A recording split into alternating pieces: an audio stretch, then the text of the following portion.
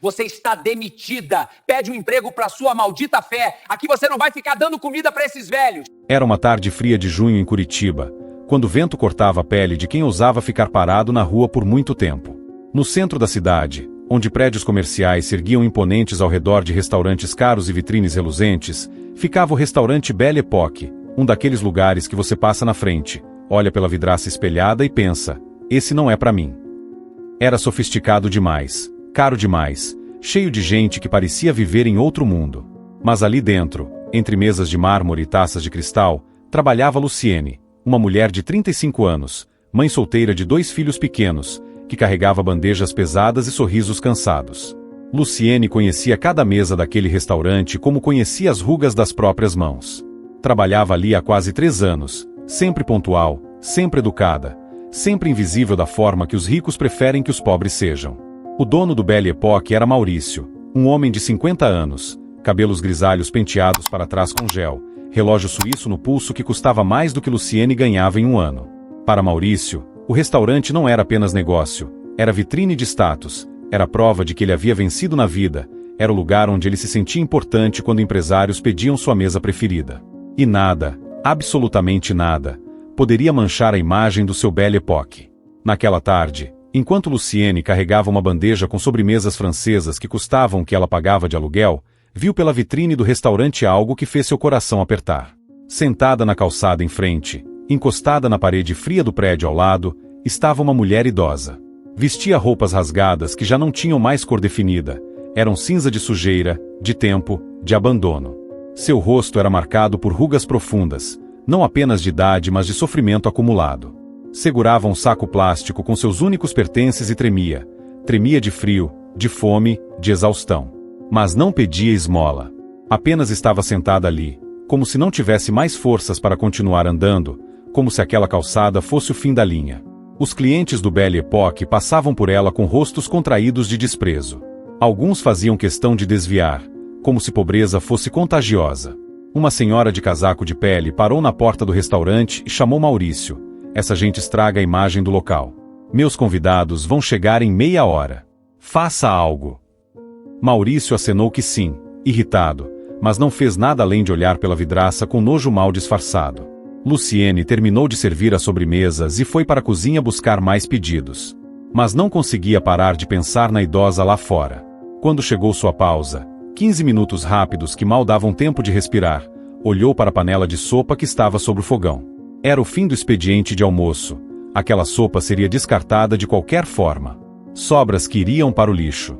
Luciene pegou um prato fundo de isopor, encheu até a borda com a sopa ainda quentinha, pegou uma colher de plástico. E saiu pela porta dos fundos, contornou o prédio e se aproximou da idosa. Tome, senhora.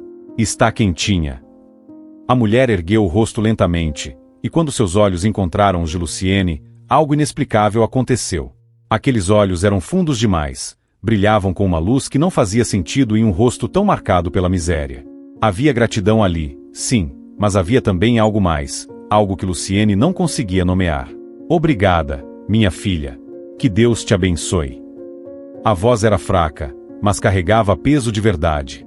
Luciene sorriu sem saber que aquele seria o último sorriso tranquilo que daria por muito tempo. Porque Maurício havia visto tudo pela janela. E o que viu encheu de uma raiva desproporcional, do tipo de raiva que pessoas que nunca passaram fome sentem quando veem comida sendo desperdiçada com quem passa. Saiu pela porta principal como um touro enfurecido, atravessou a calçada em 3 passadas largas. Arrancou o prato das mãos da idosa com tanta força que a sopa derramou na calçada, queimando a mão enrugada da mulher que soltou um gemido baixo de dor. Isso é propriedade do restaurante, gritou Maurício, e sua voz ecoou na rua inteira, fazendo pessoas pararem e olharem. Você tá dando comida para mendigo na minha porta? Virou-se para a idosa, que agora olhava para ele com uma tristeza tão profunda que parecia pesar no ar. E você, saia daqui. Tá espantando meus clientes. Suma antes que eu chame a polícia. Luciene estava congelada, o coração batendo tão forte que doía no peito. Mas senhor, era só um prato que ia pro lixo. Maurício a interrompeu brutalmente, apontando o dedo no rosto dela com desprezo. Não me importa. Você tá demitida. Pega suas coisas e sai agora, antes que eu chame segurança. Não preciso de funcionária que confunde meu restaurante com albergue. O mundo de Luciene desabou ali mesmo, na calçada fria de junho, na frente de uma idosa com as mãos queimadas de sopa derramada e de uma multidão que olhava mas não dizia nada. Porque ninguém nunca diz nada quando o poderoso esmaga o fraco, é assim que o mundo funciona, e todos sabem. Luciene entrou pelo restaurante como uma condenada caminhando para a forca. Suas colegas de trabalho desviavam o olhar, algumas com pena, outras com alívio por não serem elas. Foi até o vestiário minúsculo dos funcionários, pegou sua bolsa velha de tecido puído onde carregava a marmita vazia do almoço, a carteira com 3 moedas e a foto dos filhos. Não tinha mais nada ali. 3 anos de trabalho cabiam numa bolsa de pano. Quando saiu pela porta dos fundos, a idosa ainda estava na calçada. Alguém, talvez algum transeunte com resto de humanidade, havia lhe dado um guardanapo para limpar a mão queimada. Mas ela continuava ali, observando tudo com aqueles olhos que pareciam enxergar mais do que deveriam. Luciene se aproximou com lágrimas escorrendo que ela nem tentava esconder mais. Me perdoa, senhora. Por minha causa você foi maltratada. E agora eu perdi meu emprego. A voz saía em pedaços, quebrada pelo choro que finalmente tinha permissão para existir. A idosa ergueu a mão enrugada, a mesma que havia sido queimada pela sopa derramada, e tocou o rosto de Luciene com uma delicadeza que não fazia sentido. A mão estava surpreendentemente quente, reconfortante de um jeito que não deveria ser possível. Não foi sua culpa, filha. Você tem um coração bom. Isso tem valor que você ainda não compreende. E então, antes que Luciene pudesse perguntar qualquer coisa, o nome dela, para onde ia, se precisava de ajuda, a idosa simplesmente se levantou. Pegou seu saco plástico de pertences e começou a caminhar rua abaixo, desaparecendo entre a multidão da tarde como se nunca tivesse estado ali. Luciene ficou parada na calçada, segurando a bolsa de pano, sentindo ainda o calor daquela mão no rosto, sem entender por que aquilo parecia tão importante. Os dias que vieram depois foram uma queda livre para o inferno. Luciene tinha 2 filhos, Gabriel de 9 anos e Sofia de 7, e um aluguel atrasado que o senhorio já ameaçava cobrar na justiça. Sem emprego, sem referências, sem nada além de contas acumulando e uma geladeira que ficava mais vazia a cada dia. Tentou outros restaurantes, cafeterias, lanchonetes, qualquer coisa que pagasse o suficiente para colocar comida na mesa. Mas quando os possíveis empregadores ligavam para o Belle Époque pedindo referências, Maurício inventava histórias com uma facilidade assustadora. Aquela roubava comida para vender fora. Peguei ela no flagra dando comida do restaurante para a gente da rua. Não recomendo de jeito nenhum. E as portas se fechavam, uma após a outra, como caixões sendo lacrados. Luciene começou a fazer bicos, faxina em casas de estranhos, entregas de panfleto na rua debaixo de sol e chuva, qualquer coisa que pagasse alguns trocados. Mas não era suficiente. Nunca era suficiente. O aluguel atrasou 1 mês, depois 2. A luz foi cortada. Gabriel e Sofia começaram a perguntar por que não tinha mais arroz no prato, porque o jantar agora era só pão com margarina, porque a mãe chorava escondida no banheiro achando que eles não ouviam. Enquanto isso, Maurício continuava prosperando. O Belle Époque estava lotado todas as noites, mesas reservadas com semanas de antecedência, críticas elogiosas em revistas de gastronomia, lucro aumentando mês após mês. Havia contratado outra garçonete no lugar de Luciene, Vanessa, uma moça de 20 anos que seguia a ordem sem questionar. Inclusive a ordem de expulsar qualquer morador de rua que se aproximasse demais da porta. Maurício se gabava para outros empresários durante jantares regados a vinho caro. Tem que ter pulso firme. Não pode deixar essa gente estragar o negócio. Demitiu uma funcionária outro dia por dar comida para mendigo. Precisava deixar claro que aqui é restaurante, não exército da salvação.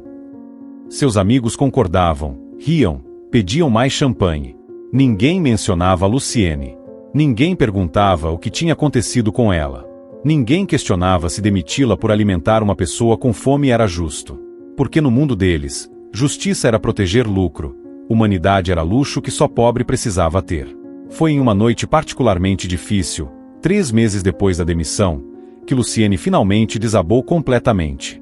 Haviam levado os colchões, o senhorio havia conseguido ordem judicial e entrado no apartamento com 2 homens grandes que carregaram os móveis como se fossem lixo.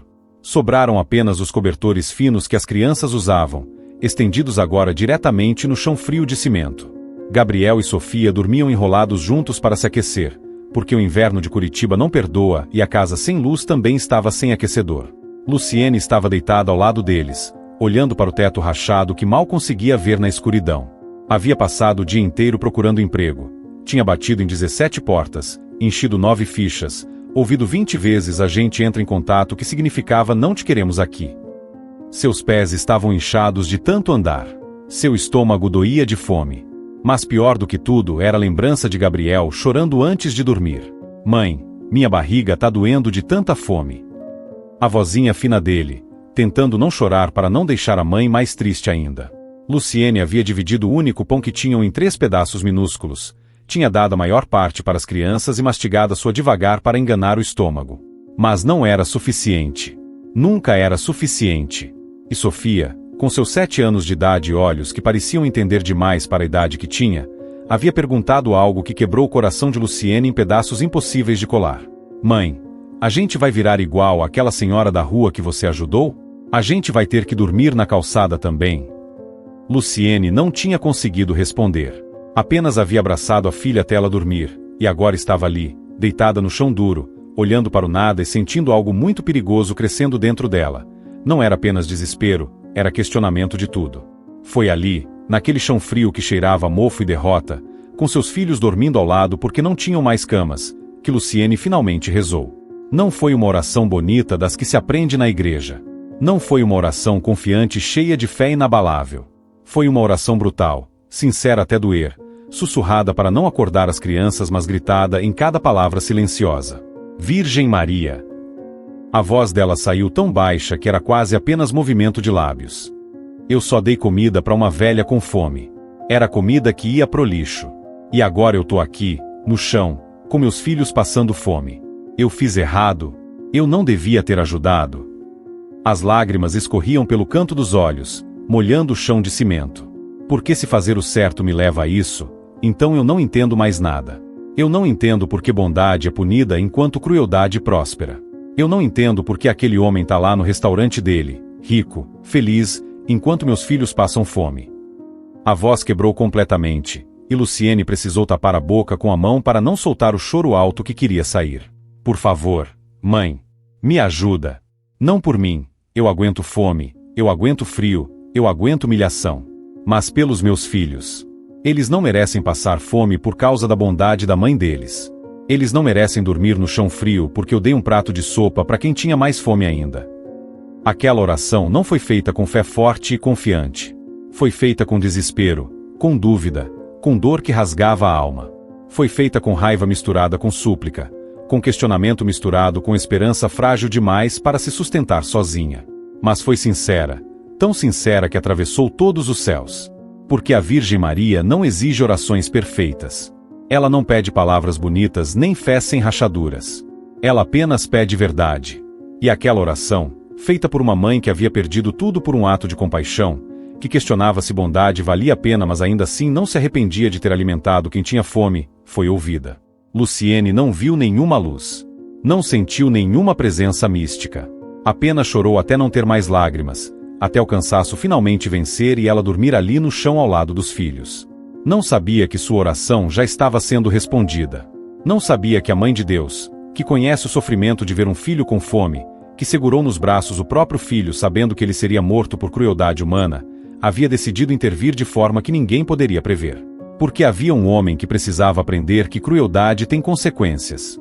E havia uma mulher que precisava ver que bondade nunca é desperdiçada, mesmo quando tudo parece dizer o contrário. Na manhã seguinte, Luciene acordou com batidas na porta. Não eram batidas agressivas de cobradores ou do senhorio, eram batidas suaves, quase delicadas, como se quem estivesse do outro lado tivesse todo o tempo do mundo. Gabriel e Sofia ainda dormiam, exaustos de fome e frio. Luciene se levantou com dificuldade, as costas doíam de dormir no chão duro, e a tontura da fome fazia o mundo girar. Quando abriu a porta, o que viu a fez congelar. Era a mesma idosa. A mesma mulher que ela havia alimentado na frente do restaurante 3 meses atrás. Mas estava diferente. Não vestia mais roupas rasgadas e sujas. Agora usava um vestido simples mas impecavelmente limpo, de um azul suave como o céu do amanhecer. Sobre os ombros, um xale do mesmo tom azul que parecia brilhar com luz própria na penumbra do corredor. Seu rosto ainda era marcado pelas rugas do tempo, mas havia algo diferente, uma serenidade, uma luz que não vinha de lugar nenhum mas estava ali, inegável.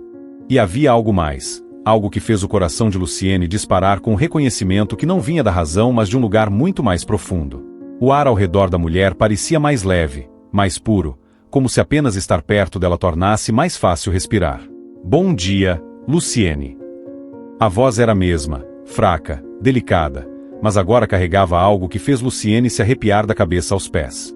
Como a senhora sabe meu nome?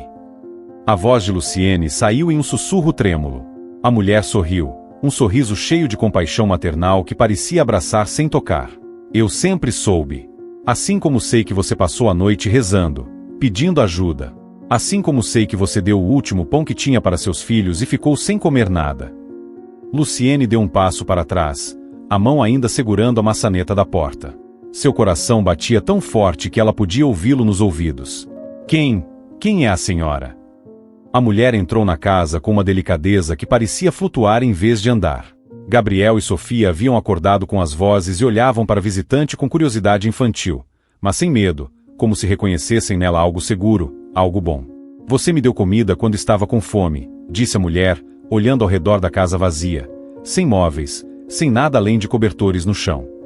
E por causa desse ato de bondade, você perdeu tudo. Mas o que você não sabe é que esse ato abriu portas que nenhum dinheiro poderia abrir.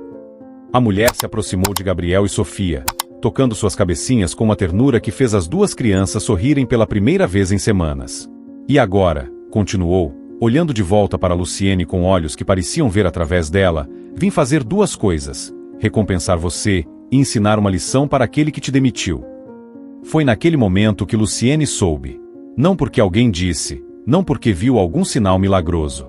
Simplesmente soube, com uma certeza que queimava no peito como fogo santo. Seus joelhos cederam e ela caiu ali mesmo, no chão frio da sala vazia, com as mãos tremendo e as lágrimas voltando com força total.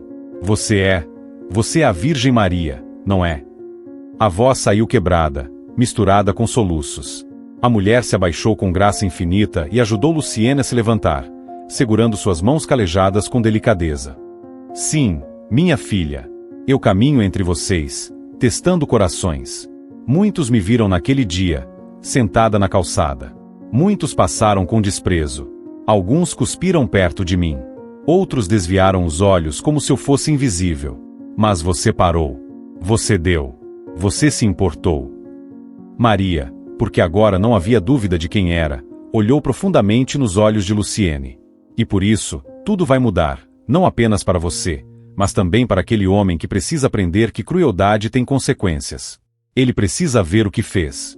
Precisa sentir o peso de suas escolhas. E precisa ter a chance de se arrepender, antes que seja tarde demais. Gabriel puxou a barra do vestido de Maria com a inocência de criança que ainda não aprendeu a ter medo de santos. A senhora vai fazer minha mãe ficar feliz de novo? Maria sorriu para ele com ternura tão profunda que parecia capaz de curar feridas antigas apenas com sua existência. Sim, meu filho. Vou fazer sua mãe ficar feliz de novo. E você e sua irmã nunca mais vão dormir com fome. E naquele momento, em uma casa vazia no meio de uma favela de Curitiba onde 3 pessoas haviam dormido no chão frio na noite anterior, a presença do céu se fez tão real que até o ar parecia diferente, mais leve, mais puro, preenchido com esperança que havia muito tempo não existia ali. Naquela mesma noite, enquanto Luciene finalmente dormia tranquila pela primeira vez em meses, com a promessa da Virgem Maria ecoando em seu coração como melodia suave, Maurício estava em sua mansão no bairro nobre de Curitiba. A casa era imensa, cheia de móveis caros importados da Europa, com quadros nas paredes que custavam mais do que a maioria das pessoas ganhava em uma vida inteira. Ele estava em seu escritório privado, sentado em uma poltrona de couro legítimo, contando dinheiro, não porque precisasse, mas porque gostava da sensação das notas passando entre seus dedos. O restaurante havia tido mais um dia excelente. Lucro alto, clientes satisfeitos, reservas lotadas para as próximas semanas. Maurício sorria enquanto separava as notas em pilhas organizadas, já calculando mentalmente quanto depositaria na poupança, quanto investiria, quanto gastaria em mais luxo desnecessário. Não pensava em Luciene. Não pensava na idosa que havia expulsado. Não pensava em nada além dos números que cresciam em sua conta bancária. Foi quando uma luz azul preencheu o escritório. Não era luz de lâmpada, não era reflexo de carro passando na rua. Era uma luz que vinha de lugar nenhum e de todos os lugares ao mesmo tempo, suave, mas tão intensa que fez Maurício largar as notas de dinheiro e levantar da poltrona com o coração disparado. E ali, entre ele e a porta, estava uma figura que fez todo o ar sair de seus pulmões. Era a mendiga. A mesma idosa que ele havia expulsado da porta de seu restaurante 3 meses atrás. Mas agora estava radiante em luz divina que fazia as lâmpadas caras do escritório parecerem velas fracas. Vestia um manto azul que parecia ser feito de céu líquido, e seus olhos, aqueles olhos que ele havia olhado com desprezo naquele dia, agora o encaravam com uma mistura de tristeza e firmeza que o fez cambalear. Maurício. A voz não era alta, mas preencheu o escritório inteiro, reverberou nas paredes, nas janelas, dentro do próprio peito dele. Você demitiu uma mulher por alimentar alguém com fome. Aquela alguém era eu. Maurício tentou falar, mas sua voz não saía. Tentou se mover, mas suas pernas estavam congeladas. O terror puro inundou cada célula de seu corpo. Não o terror de ser assaltado ou atacado, mas um terror muito mais profundo, o terror de estar diante de algo que não deveria existir mas existia, algo que podia ver através de todas as máscaras e mentiras e chegar até a verdade podre escondida lá no fundo. Maria, porque agora ele sabia quem era, sabia com uma certeza que queimava, se aproximou dele com passos silenciosos. Você precisa ver, disse com voz que era ao mesmo tempo mãe amorosa e juíza implacável. Precisa ver o que fez, quem machucou, e o que se tornará se continuar neste caminho. E então ela tocou a testa dele com a ponta dos dedos. As visões começaram com força brutal, como se alguém tivesse arrancado as pálpebras de sua alma. Primeiro viu Luciene, mas não a Luciene que ele conhecia como apenas mais uma garçonete. Viu a vida inteira dela.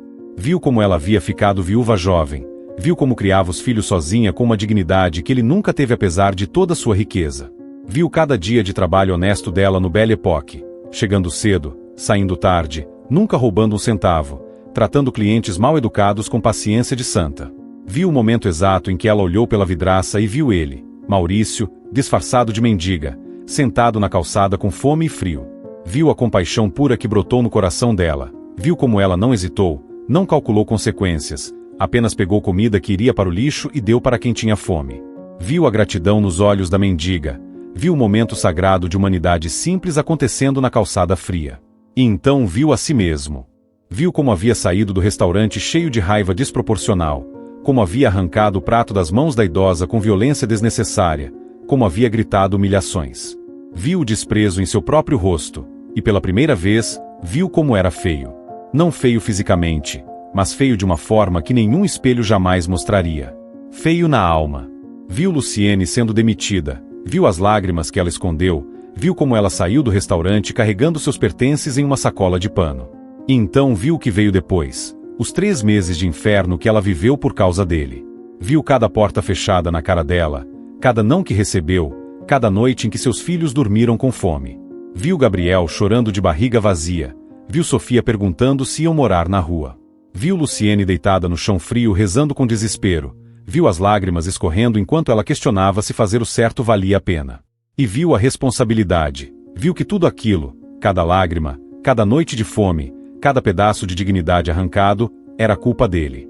Dele que havia mentido para outros empregadores, dele que havia destruído a reputação dela por puro orgulho ferido, dele que nunca mais pensou nela enquanto ela afundava. Mas as visões não pararam ali. Maria mostrou mais. Mostrou todas as outras pessoas que ele havia machucado ao longo dos anos. Mostrou funcionários que ele havia explorado, pagando menos do que deveria enquanto exigia mais do que era justo. Mostrou pessoas necessitadas que ele havia expulsado da porta do restaurante com desprezo, algumas que depois passaram fome, outras que adoeceram na rua. Mostrou como cada ato de crueldade dele havia se espalhado como ondas em um lago, afetando dezenas de vidas que ele nunca soube e nunca se importou em saber. Mostrou como seus próprios funcionários o temiam mas não o respeitavam, como riam dele pelas costas, como sonhavam com o dia em que ele finalmente quebraria. Mostrou sua própria família, a esposa que o tolerava pelo dinheiro mas não amava, os filhos adultos que só ligavam quando precisavam de algo, netos que mal conheciam porque ele nunca tinha tempo para nada que não gerasse lucro. E então vieram as visões do futuro. Viu seu restaurante sendo fechado por fiscalização trabalhista, irregularidades que ele sempre havia escondido sendo descobertas e expostas publicamente. Viu processos judiciais, viu sua riqueza sendo tomada pedaço por pedaço. Viu a si mesmo velho, doente, pedindo ajuda, e todos passando por ele com o mesmo desprezo que ele havia demonstrado por outros. Viu a morte sozinha em um quarto de hospital, sem ninguém segurando sua mão, sem ninguém chorando sua partida. E viu a eternidade, não fogo nem demônios, mas algo muito pior, consciência infinita de todas as pessoas que havia machucado, de toda a dor que havia causado, de toda a compaixão que havia recusado dar. Viu-se vivendo para sempre com o peso de cada lágrima que havia provocado, cada fome que poderia ter aliviado mas escolheu ignorar, cada dignidade que havia pisoteado por ganância. Eternidade não como punição externa, mas como impossibilidade de escapar de si mesmo. Maurício acordou gritando, suado, tremendo tão violentamente que caiu da poltrona. O dinheiro que estava contando havia se espalhado pelo chão do escritório, mas ele nem notou. A luz azul havia desaparecido. A Virgem Maria não estava mais ali. Mas as visões continuavam queimando em sua mente como ferro em brasa, impossíveis de ignorar ou esquecer. Ele olhou para suas próprias mãos como se as visse pela primeira vez. Mãos que haviam arrancado comida de uma idosa com fome. Mãos que haviam assinado a demissão de uma mulher honesta. Mãos que haviam acumulado dinheiro enquanto outros passavam necessidade. E pela primeira vez em sua vida adulta inteira, Maurício chorou. Não chorou de autopiedade, não chorou de medo da punição. Chorou de horror absoluto pelo que havia se tornado. O que eu fiz? Sussurrou para o vazio do escritório, a voz quebrada em 1000 pedaços. Meu Deus, o que eu fiz? Olhou para o relógio, eram 3 da madrugada. Não importava. Pegou as chaves do carro com mãos que não paravam de tremer, saiu de casa ainda de pijama, entrou no carro importado que custava o salário de 10 anos de Luciene. Dirigiu pelas ruas vazias de Curitiba como se estivesse sendo perseguido por demônios, mas os demônios estavam dentro dele, na forma de consciência que finalmente havia acordado. Não sabia exatamente onde Luciene morava, mas lembrava vagamente o endereço que estava na ficha dela quando foi contratada. Dirigiu até o bairro pobre, passou pelas ruas estreitas e esburacadas que seu carro de luxo nunca havia percorrido, até encontrar o número. Parou em frente a um barraco simples de alvenaria, com paredes rachadas e telhado remendado. Bateu na porta desesperadamente, sem se importar que era madrugada, sem pensar em nada além da urgência de pedir perdão antes que fosse tarde demais. Bateu e bateu até que finalmente a porta se abriu. Luciene estava ali, com os olhos inchados de sono mas também de lágrimas recentes, mas agora eram lágrimas de alívio, não de desespero. Quando viu Maurício ali na soleira, de pijama caro e rosto destruído por emoção, seu primeiro instinto foi fechar a porta. Mas algo a impediu, talvez a lembrança das palavras da Virgem Maria, talvez apenas compaixão natural de quem não consegue ser cruel mesmo quando tem motivo. Maurício caiu de joelhos ali mesmo na soleira da porta, na frente de um homem que sempre se achava melhor que todos. Caiu e soluçou como criança perdida. Me perdoa, conseguiu dizer entre soluços que sacudiam todo o seu corpo. Me perdoa por tudo. Você alimentou a Virgem Maria e eu te demiti por isso. Eu destruí sua vida por um ato de bondade. Eu sou um monstro. Eu vi tudo. Ela me mostrou tudo. Luciene ficou ali parada, olhando para aquele homem poderoso que havia destruído sua vida agora quebrada aos seus pés. Poderia ter batido a porta. Poderia ter gritado todas as coisas que havia guardado durante 3 meses de sofrimento. Poderia ter deixado ele ali, de joelhos, sentindo 1/100º da humilhação que ela havia sentido. Mas ela se lembrou da Virgem Maria. Lembrou dos olhos cheios de compaixão mesmo quando mostrava verdades duras. Lembrou que tinha acabado de receber misericórdia merecida, e que quem recebe misericórdia precisa aprender a dar. Eu perdoo, disse com voz suave mas firme. Apenas isso, 2 palavras simples que tinham poder de quebrar correntes de ódio que poderiam ter crescido. Maurício olhou para cima com olhos vermelhos e inchados. Não mereço. Ninguém merece perdão, respondeu Luciene, e havia sabedoria naquela frase que não era dela, que vinha de mais alto. A gente recebe e dá de graça. Maurício não perdeu tempo. Ainda era madrugada quando ele e Luciene conversaram ali na porta do barraco, ele de joelhos no chão de terra, ela de pé mas sem arrogância, apenas com a dignidade tranquila de quem havia passado pelo vale mais escuro e sobrevivido. Ele fez promessas que pareciam impossíveis, mas havia algo em seus olhos, um fogo de conversão verdadeira que não se pode fingir, que fez Luciene acreditar. Quando o sol nasceu sobre Curitiba naquela manhã, Maurício já estava no banco assim que as portas abriram.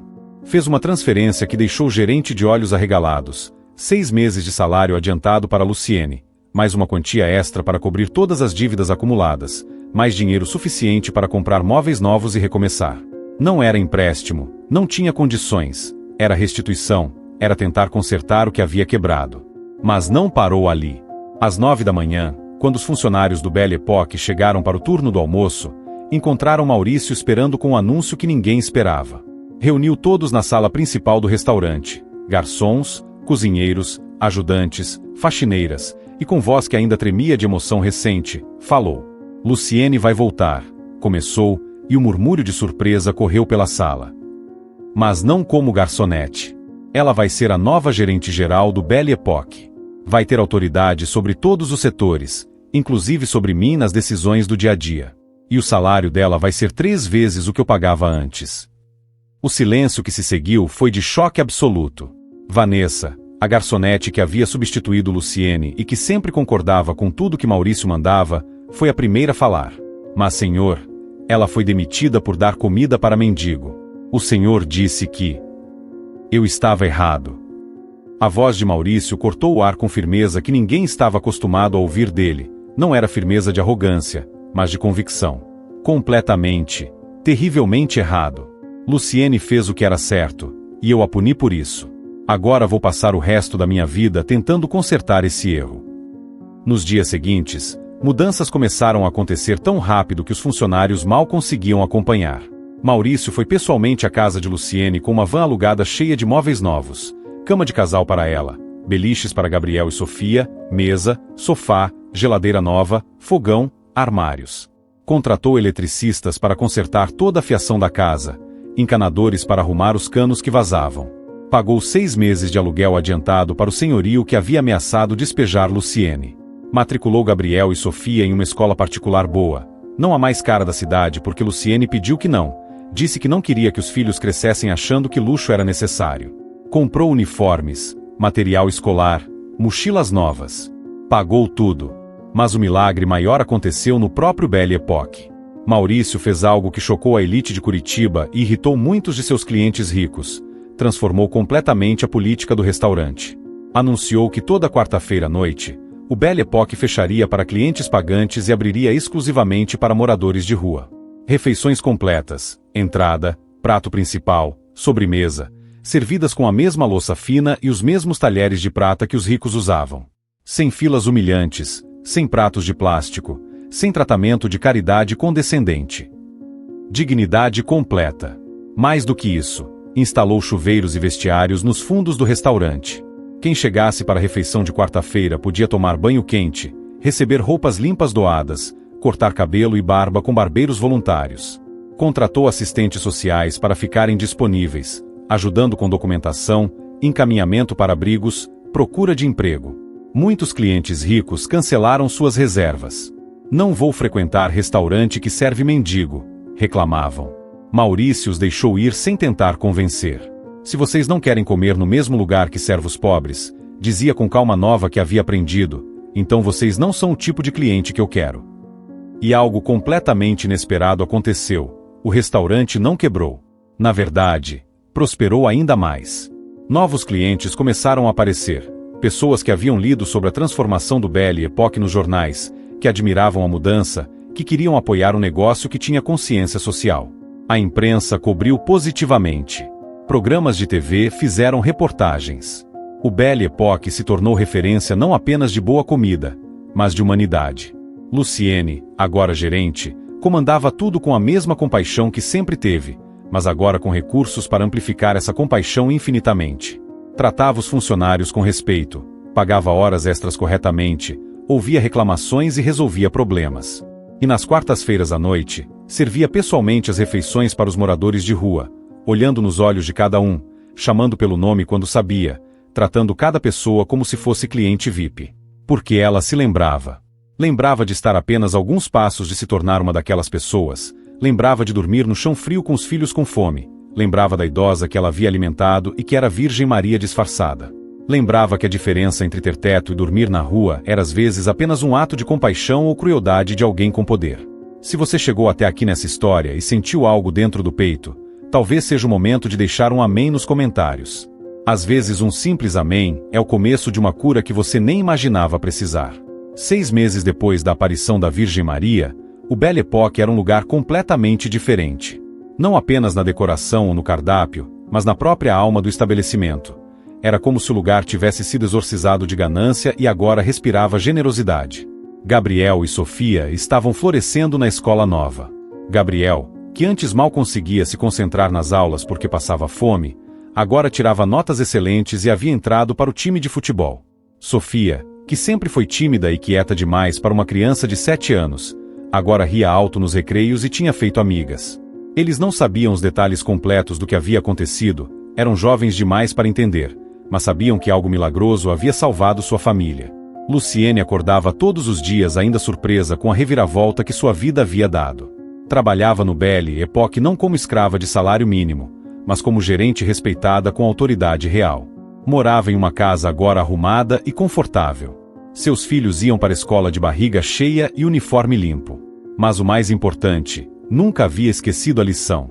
Nunca deixava o conforto novo fazê-lo esquecer os 3 meses de inferno. Nunca deixava a posição de poder fazê-la tratar outros da forma que Maurício a havia tratado. Maurício também estava irreconhecível. O homem que antes só pensava em lucro agora chegava cedo nas quartas-feiras para ajudar a preparar as refeições para os moradores de rua. Servia comida com as próprias mãos. Mãos que antes só serviam para contar dinheiro agora serviam sopa e arroz para quem tinha fome. Conversava com cada pessoa que chegava, perguntava nomes, histórias, ouvia com atenção real. Alguns dos moradores de rua que frequentavam as quartas-feiras no Belle Époque eram os mesmos que Maurício havia expulsado com desprezo no passado. Alguns se lembravam dele, olhavam com desconfiança no começo, esperando a crueldade retornar. Mas com o tempo, vendo que a mudança era real e duradoura, começavam a confiar. E Maurício pedia perdão para cada um que ele lembrava ter maltratado, de joelhos se fosse necessário, com lágrimas se viessem, sem orgulho para defender porque orgulho havia sido queimado naquela noite de visões. O projeto das quartas-feiras cresceu tanto que Maurício e Luciene decidiram expandir. Abriram o primeiro refeitório comunitário em um bairro pobre de Curitiba. Não era restaurante sofisticado, era lugar simples mas limpo e digno onde pessoas em situação de rua ou pobreza extrema podiam comer de graça todos os dias. Contrataram ex-moradores de rua para trabalhar no refeitório, deram emprego, salário justo, oportunidade de recomeço. Um desses funcionários era Ademar, um homem de 45 anos que havia vivido nas ruas por 10 anos depois de perder emprego e família para o alcoolismo. Maurício o havia expulsado pessoalmente da porta do Belle Époque pelo menos 5 vezes no passado. Agora Ademar era o cozinheiro-chefe do refeitório comunitário, sóbrio há 8 meses, morando em pensão paga pelo projeto até conseguir juntar dinheiro para alugar algo próprio. "Você me deu uma segunda chance", Ademar disse para Maurício um dia, enquanto preparavam almoço para 200 pessoas. Ninguém mais dava. Todo mundo só via o mendigo bêbado. Você viu o ser humano embaixo disso. Maurício balançou a cabeça com humildade que ainda estava aprendendo. "Não fui eu. Foi ela. A Virgem Maria me mostrou que todo mendigo que eu expulsava era Cristo disfarçado. Todo prato de comida que eu negava era comida negada para Deus. Ela me salvou de mim mesmo." A história da transformação do Belle Époque e de Maurício se espalhou. Outros empresários começaram a copiar o modelo. Restaurantes em outras cidades que abriam um dia por semana para servir pessoas necessitadas.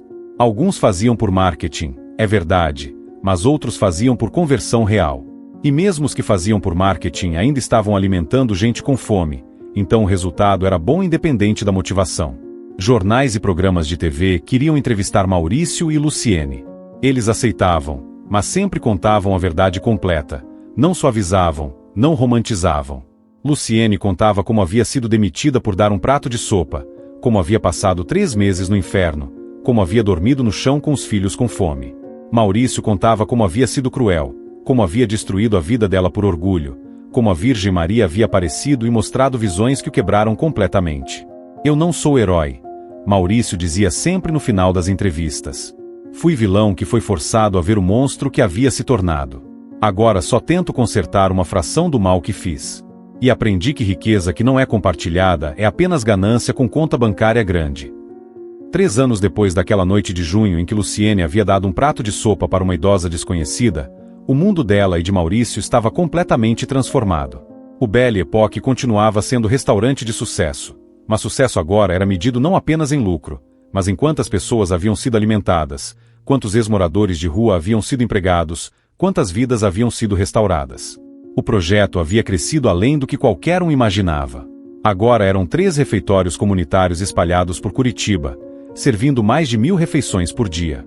Maurício havia vendido uma de suas propriedades, uma casa de praia que usava 2 vezes por ano, e usado o dinheiro para abrir um centro de capacitação profissional anexo aos refeitórios. Ali, pessoas em situação de vulnerabilidade aprendiam profissões: cozinha, padaria, costura, marcenaria, e saíam com certificado e encaminhamento para emprego. Gabriel agora tinha 12 anos e Sofia 10. Nos finais de semana, voluntariamente, ajudavam nos refeitórios comunitários, serviam comida, conversavam com as pessoas, tratavam todos com respeito natural de quem havia sido ensinado desde cedo que pobreza não diminui ninguém. Eles sabiam agora a história completa. Luciene havia contado quando ficaram mais velhos, não escondeu nada. Sabiam que a mãe havia quase se tornado moradora de rua por causa de um ato de bondade. Sabiam que haviam dormido no chão com fome. Sabiam que o milagre os havia salvado. Por isso a gente ajuda. Gabriel explicou uma vez para um colega de escola que perguntou por que ele perdia sábado servindo comida para mendigos. Porque a gente podia ser um deles. A diferença é só sorte e a misericórdia de Deus. Luciene continuava como gerente do Belle Époque, mas agora também coordenava todos os projetos sociais. Maurício havia feito dela sócia do restaurante. Dividiam os lucros meio a meio, e metade desses lucros ia para manter os refeitórios comunitários. Eles trabalhavam juntos com uma parceria improvável mas real. O ex-opressor e a ex-vítima unidos agora não por trauma mas por propósito comum. Você já me perdoou completamente? Maurício perguntou para Luciene um dia, enquanto organizavam as doações de alimentos que chegavam. Luciene parou o que estava fazendo e olhou para ele com sinceridade. Já. Não porque você merecia, ninguém merece perdão. Mas porque carregar raiva ia me fazer mal, não você. E porque aprendi que a Virgem Maria dá segundas chances mesmo quando a gente não merece. Como eu posso negar para você o que recebi de graça? Foi em uma noite de quarta-feira, após mais um jantar servido para moradores de rua no Belle Époque, que a Virgem Maria apareceu novamente. Luciene e Maurício estavam sozinhos, limpando as últimas mesas, quando uma luz azul suave começou a preencher o restaurante. Não era a luz assustadora dessa vez. Era a luz de paz, de aprovação, de casa. E ali estava ela. A mesma que havia aparecido como mendiga na calçada 3 anos atrás, a mesma que havia visitado Luciene em seu barraco miserável, a mesma que havia dado visões devastadoras para Maurício. Mas agora sorria. Sorria com aprovação maternal que aquecia mais do que qualquer calor físico. Maria não disse nada. Apenas olhou para Luciene, depois para Maurício, depois para as mesas que ainda tinham pratos sujos das refeições servidas, depois para as fotos na parede dos funcionários do projeto, muitos deles ex-moradores de rua agora empregados e dignificados. Seu olhar percorreu tudo lentamente, registrando cada detalhe, e o sorriso se aprofundou. Luciene e Maurício ajoelharam-se juntos, não porque tinham medo, mas por respeito e gratidão. Ajoelharam-se lado a lado, a ex-garçonete e o ex-patrão cruel, agora unidos por terem sido transformados pela mesma misericórdia. Maria se aproximou e tocou a cabeça de cada um deles. Toque de bênção, toque de mãe orgulhosa. Continuem, disse com voz que era sussurro mas que ressoava na alma. Cada refeição servida é refeição dada a mim. Cada pessoa tratada com dignidade é meu filho sendo honrado. Continuem. Então ela desapareceu, não dramaticamente, apenas foi se esvaindo como névoa sob o sol da manhã, deixando apenas o perfume suave de rosas que não havia no restaurante. 5 anos após o dia em que Luciene deu um prato de sopa para uma desconhecida, o Belle Époque e seus projetos sociais haviam se tornado um movimento reconhecido nacionalmente. Não porque buscaram fama, mas porque bondade real, sustentada e prática chama atenção em um mundo acostumado com crueldade. Maurício, agora com 55 anos, tinha cabelos completamente brancos mas olhos que brilhavam com vida que não tinham antes. Sua família, que antes o tolerava mas não amava, havia se reaproximado, não por causa do dinheiro, mas porque ele havia se tornado alguém digno de amar. Seus netos agora o visitavam não porque eram obrigados, mas porque o vovô contava histórias incríveis sobre a Virgem Maria e levava eles para ajudar nos refeitórios. Luciene, aos 40 anos, era mãe orgulhosa de 2 adolescentes maravilhosos que haviam aprendido desde cedo o valor da compaixão. Continuava trabalhando no Belle Époque, mas agora também dava palestras em escolas e igrejas, contando sua história sem embelezar. Contava sobre a demissão injusta, sobre dormir no chão com os filhos com fome, sobre quase perder a fé, sobre a aparição milagrosa. Eu não fiz nada de especial. dizia sempre no final de suas palestras. Só dei um prato de sopa para uma velha com fome. Não sabia que era a Virgem Maria. Fiz porque era certo. E perdi tudo por isso. Mas aprendi que fazer o certo sempre vale a pena, mesmo quando parece que não vale. Porque bondade nunca é desperdiçada. Ela pode demorar, o caminho pode ser doloroso, mas ela sempre volta. O projeto dos refeitórios havia inspirado centenas de outros pelo Brasil inteiro. Alguns eram cópias diretas do modelo, outros eram adaptações. Mas todos partiam do mesmo princípio: pessoas com fome merecem dignidade, não apenas comida. Merecem ser servidas em pratos limpos, merecem ser chamadas pelo nome, merecem ser tratadas como imagem de Deus que são. Ademar, o ex-morador de rua que agora era cozinheiro-chefe do maior refeitório comunitário, havia trazido sua irmã que não via há 15 anos para conhecer o local onde trabalhava. Ela chorou vendo o irmão de uniforme limpo, sóbrio, digno, comandando uma cozinha inteira. Pensei que tinha perdido você para a rua para sempre, disse entre lágrimas. Ademar abraçou ela e respondeu: a Virgem Maria não desiste de ninguém. Ela salvou ele, apontou para Maurício, dela, apontou para Luciene, e de mim também. Uma noite, já tarde, quando o último refeitório havia fechado e todos os voluntários tinham ido embora, Luciene estava sozinha trancando as portas. Olhou para o espaço, mesas limpas e arrumadas para o dia seguinte, cozinha organizada, geladeiras cheias de comida para preparar amanhã. Pensou em como tudo havia começado com um único prato de sopa. Um ato simples que custou tudo, mas devolveu infinitamente mais. E enquanto estava ali parada, sentiu, não viu, apenas sentiu, a presença dela. A Virgem Maria não apareceu visualmente dessa vez, mas estava ali, invisível mas inegavelmente presente. E Luciene ouviu, não com ouvidos mas com o coração, uma voz suave como brisa: nunca duvide que bondade tem poder. Um prato de sopa mudou tudo, não porque o prato era especial, mas porque o coração que deu era puro. Continue sendo essa pessoa. Luciene sorriu com lágrimas escorrendo, fechou as portas e foi para a casa onde Gabriel e Sofia esperavam. Para a casa que tinha móveis, que tinha comida na geladeira, que tinha luz acesa e calor. Para a casa que existia porque ela havia tido coragem de alimentar uma desconhecida quando seria mais fácil ignorar. E compreendeu a verdade final que a Virgem Maria havia vindo ensinar. O milagre não foi apenas ela ser restaurada financeiramente. O milagre foi um homem cruel ter seu coração transformado. Foi um ato simples de bondade ter se multiplicado em milhares de refeições servidas, milhares de vidas tocadas, centenas de pessoas empregadas. Foi a prova viva de que a Virgem Maria caminha entre nós, testando não nossa riqueza mas nossa humanidade. E nenhum ato de compaixão verdadeira fica sem recompensa nos planos divinos, mesmo que a recompensa demore, mesmo que o caminho seja doloroso, mesmo que você perca tudo temporariamente. Porque quem alimenta os famintos alimenta a própria Mãe de Deus. E ela nunca esquece. Às vezes a gente olha para uma pessoa na rua e pensa: não é meu problema. E tecnicamente, está certo, não é problema seu.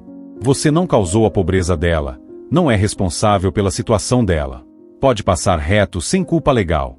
Mas essa história, a história real de Luciene que deu comida e perdeu tudo, de Maurício que tinha tudo mas era miserável de alma, da Virgem Maria que se disfarçou de mendiga para testar corações, nos ensina algo que a gente preferiria não aprender. Todo ato de bondade importa, e todo ato de crueldade também. Luciene não tinha que dar aquele prato de sopa. Podia ter ignorado, podia ter pensado: vou perder meu emprego, podia ter escolhido segurança. Mas escolheu compaixão. E passou 3 meses no inferno por isso. Mas olha o que veio depois. Não apenas restauração pessoal, mas um movimento inteiro de alimentar pessoas com fome com dignidade. Milhares de vidas mudadas porque uma mulher não conseguiu ignorar uma idosa com fome. Maurício podia ter continuado sendo cruel. Estava dando certo para ele. Restaurante cheio, dinheiro crescendo, status social alto. Mas a Virgem Maria interveio porque ele estava caminhando para a perdição eterna. Deu-lhe visões não para torturá-lo, mas para salvá-lo de si mesmo. E ele teve coragem de aceitar a transformação, de pedir perdão, de reconstruir tudo baseado em compaixão em vez de ganância. A lição é clara como água cristalina. A Virgem Maria está observando. Não de forma ameaçadora, mas maternal, como mãe que quer que todos os seus filhos sejam bons, sejam generosos, sejam humanos. E ela atesta. Coloca na frente de você alguém com fome, alguém necessitado, alguém invisível para a sociedade. E observa o que você faz. Você pode passar reto. Pode ignorar. Pode até ser cruel. E talvez nada aconteça imediatamente. Mas acumula. Cada não dado quando você poderia dar sim, cada pessoa ignorada quando você poderia ajudar, cada prato de comida negado quando sua geladeira está cheia. Acumula na alma como ferrugem, até que um dia você olha no espelho e não reconhece o monstro que virou. Ou você pode escolher compaixão. Pode dar o prato de sopa, pode ajudar mesmo que custe, pode ver ser humano onde outros veem apenas estorvo. E talvez você perca algo temporariamente, emprego, dinheiro, conforto. Mas acumula também. Acumula tesouros onde ferrugem não corrói, acumula bênçãos que demoram mas sempre chegam, acumula paz de consciência que dinheiro nenhum compra. E se você chegou até aqui, se essa história tocou alguma coisa dentro de você que estava adormecida, talvez seja a hora de escrever amém. Não apenas nos comentários, mas na vida. Amém para a bondade mesmo quando custa. Amém para ver ser humano onde outros veem apenas problema. Amém para acreditar que a Virgem Maria realmente caminha entre nós, testando, observando, esperando que a gente escolha amor. Compartilhe essa mensagem com alguém que precisa acreditar novamente que bondade vale a pena. Porque em algum lugar, alguém está prestes a desistir de ser bom porque parece que crueldade próspera. Essa pessoa precisa ouvir a história de Luciene. Precisa saber que fazer o certo pode custar tudo temporariamente, mas devolver infinitamente mais no final. E inscreva-se neste canal para ouvir mais histórias assim. Histórias de fé real, de transformação verdadeira, de milagres que acontecem quando a gente tem coragem de ser humano num mundo que ensina a ser lobo. Deixe seu like se essa história mudou algo em você. E lembre-se, toda pessoa com fome que você encontrar pode ser a Virgem Maria disfarçada, testando se você vai alimentá-la ou ignorá-la. A escolha, como sempre, é sua. Mas escolha sabendo que alguém está observando, não para condenar, mas para abençoar quando você escolhe certo. Amém. 7 anos após aquela tarde de junho em que tudo começou, o Belle Époque já era lenda em Curitiba. Mas o que pouca gente sabia é que a Virgem Maria nunca parou de testar, porque o coração humano é frágil, e até as melhores intenções podem se corromper quando o sucesso vem. Era uma quinta-feira chuvosa de setembro quando Maurício enfrentou seu maior teste desde a conversão. O Belle Époque estava passando por dificuldades financeiras sérias, não por falta de clientes, mas porque os custos dos 3 refeitórios comunitários haviam dobrado. Inflação alta, doações diminuindo, e mais pessoas precisando de ajuda do que nunca. As contas não fechavam. Maurício estava em seu escritório, o mesmo onde a Virgem Maria havia aparecido anos atrás, olhando para os números vermelhos na planilha. Seu contador, Sr. Rodrigo, um homem de 60 anos que trabalhava com ele há décadas, estava ao lado apresentando as opções.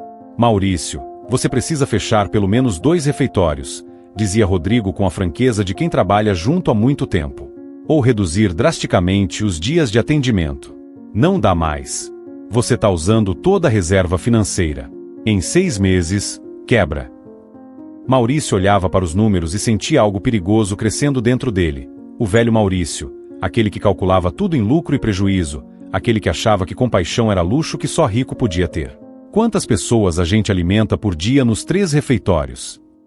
1.200, em média, respondeu Rodrigo. E se eu fechar 2, quantas ficam sem comer? 800. Mas Maurício, você não pode salvar todo mundo. Precisa pensar no restaurante, nos funcionários que dependem daqui. Caridade é bonito, mas não pode quebrar o negócio. Maurício ficou em silêncio por muito tempo. E pela primeira vez em 7 anos, pensou, talvez ele tenha razão. Talvez eu tenha exagerado. Talvez seja a hora de ser mais prático. Mas antes que pudesse responder, a porta do escritório se abriu. Era Luciene, com uma pasta debaixo do braço e expressão preocupada. Maurício, a gente precisa conversar. Rodrigo se levantou para sair, mas Luciene fez sinal para ele ficar. Não, fica. Você precisa ouvir isso também. Abriu a pasta e espalhou fotos sobre a mesa, fotos de pessoas. Rostos magros, olhos fundos, mas todos sorrindo. Esse aqui é o seu Geraldo, Luciene começou, apontando para um senhor de 70 anos. Morava na rua há 15 anos. Começou a comer no nosso refeitório há 2 anos. Agora trabalha de zelador em um prédio, mora em kitnet própria. Essa aqui é a Dona Clarice. Viúva, perdeu a pensão por burocracia, estava passando fome em casa. Comia no refeitório enquanto resolvia os papéis. Agora recebe a pensão de novo. Esse é o Marcos, 18 anos. Família expulsou ele quando assumiu que era gay. Viveu na rua 6 meses. Comeu no nosso refeitório. Conheceu assistente social que arrumou vaga em República Solidária. Agora tá terminando o ensino médio. Luciene colocou mais fotos, dezenas delas. Eu tenho 243 histórias como essas. Maurício. 243 vidas que mudaram porque a gente não fechou a porta. E você tá pensando em fechar 2 refeitórios? Maurício sentiu o peito apertar. Luciene, os números. Eu sei dos números. Ela o interrompeu com firmeza que ele reconhecia. Era a mesma firmeza da Virgem Maria quando falava verdades duras. Eu também vi a planilha. Também sei que a gente tá no vermelho. Mas sabe o que mais eu sei? Que há 7 anos, a Virgem Maria apareceu para você e mostrou o que você era. E agora, na primeira dificuldade real, você tá pensando em voltar a ser aquele homem? O silêncio no escritório era denso, pesado. Rodrigo olhava para as fotos na mesa com expressão desconfortável. Maurício olhava para as próprias mãos, as mesmas mãos que a Virgem havia tocado anos atrás. O que você quer que eu faça? Maurício perguntou, e sua voz saiu cansada. Deixar quebrar tudo? Perder o restaurante? Perder tudo de novo?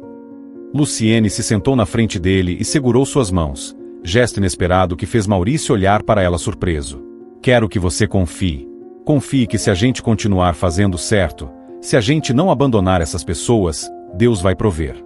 Pode não ser do jeito que a gente espera, pode não ser quando a gente quer, mas vai prover. E se não prover?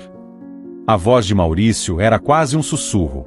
E se a gente quebrar de verdade?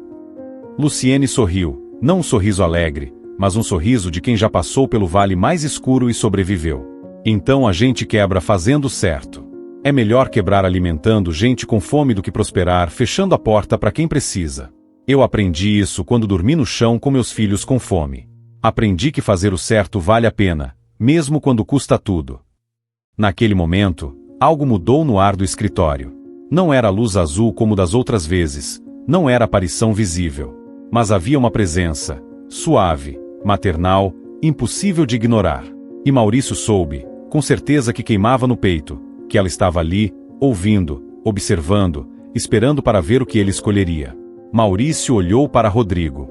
Não vamos fechar nenhum refeitório. A voz saiu firme agora, sem hesitação. Vamos vender minha casa de campo. Vou morar em apartamento menor. Vou vender o carro importado e comprar um popular. Vou cortar todas as minhas despesas pessoais ao mínimo.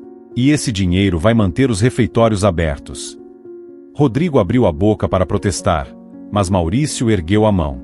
Não, Rodrigo. Você tá certo que caridade não pode quebrar o negócio. Mas quem disse que eu preciso de casa de campo? Quem disse que eu preciso de carro de luxo? Essas coisas são peso, não são bênção. Vou vender tudo que é luxo desnecessário. E se ainda assim não for suficiente, a gente confia. A presença no escritório se intensificou, como abraço invisível, como aprovação silenciosa. E então, tão suavemente quanto veio, se dissipou. Mas deixou algo para trás, uma paz que não fazia sentido considerando a situação financeira, mas que era inegável. Nos 3 meses seguintes, Maurício fez exatamente o que prometeu. Vendeu a casa de campo, o carro importado, quadros caros, tudo que era luxo acumulado. Mudou para um apartamento simples. Comprou o carro popular usado. E colocou todo o dinheiro nos refeitórios. E então aconteceu o inesperado. Uma reportagem sobre os refeitórios viralizou nas redes sociais. Não era reportagem nova, era antiga, mas alguém compartilhou e explodiu. Milhões de visualizações. Doações começaram a chegar de todo o Brasil. R$10 aqui, 50 ali, às vezes 1000 de empresas tocadas pela história. Em 2 meses, os refeitórios tinham doações suficientes para um ano inteiro. Maurício, quando viu os números, não comemorou com arrogância. Apenas ajoelhou no escritório vazio e sussurrou: obrigado. Obrigado por não me deixar voltar a ser o que eu era. E compreendeu a lição final que a Virgem Maria estava ensinando. Conversão não é evento único, é escolha diária. Todo dia você acorda e escolhe de novo. Escolhe compaixão ou ganância, escolhe confiar ou controlar, escolhe servir ou ser servido. E todo dia ela observa, não para condenar quando você tropeça, mas para fortalecer quando você escolhe certo. A aprovação financeira havia sido teste, Não de Deus querendo ver Maurício sofrer, mas de Deus querendo ver se a transformação era real ou apenas superficial. E Maurício havia passado. Não perfeitamente, havia hesitado, havia considerado voltar aos velhos modos. Mas no momento crítico, escolheu certo. E isso era suficiente. Porque santidade não é nunca tropeçar, é levantar toda vez que cai, é escolher de novo mesmo quando a primeira escolha custou caro, é confiar mesmo quando os números dizem para desistir. E a Virgem Maria, mãe de todos os que tropeçam mas se levantam, nunca abandona quem tenta de verdade.